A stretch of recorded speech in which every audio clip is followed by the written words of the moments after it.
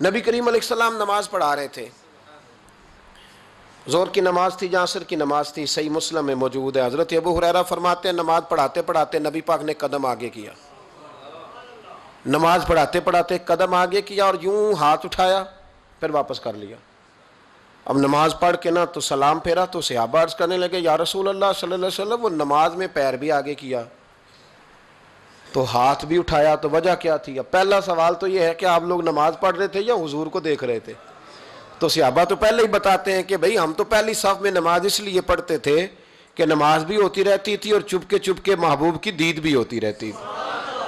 حضور سے پوچھا یا رسول اللہ وہ نماز پڑھتے پڑھتے قدم آگے بڑھایا آپ نے تو پھر پیچھے کر لیا، کیا تھا؟ اور ہاتھ اٹھایا تو پھر آپ نے نیچے کر لیا۔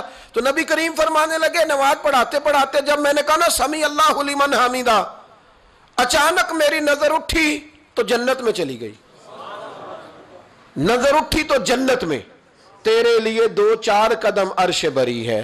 تو محبوب فرماتے ہیں جب میری اوپر نظر گئی نا تو میں نے دیکھا کہ انگوروں کا ایک خوشہ لٹک رہا ہے جنت میں، تو میں نے ہاتھ بڑھایا کہ توڑ لوں۔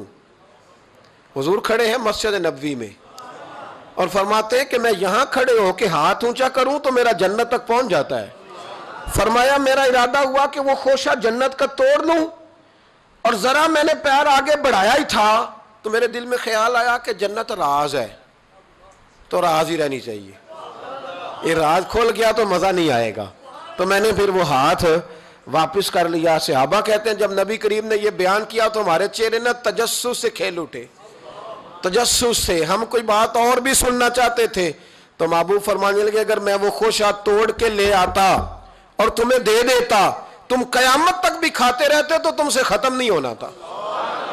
یہ صحیح مسلم کی حدیث ہے۔ او بھائی میرے رسول کریم کے واقعہ معراج پہ شکوہ کرنا، کہنا سمجھ میں نہیں آتی کیسے گئے تھے، تو جو چاہے تو ہر شب ہو مثال شب اسرا، اس لیے کہ تیرے لیے 2-4 قدم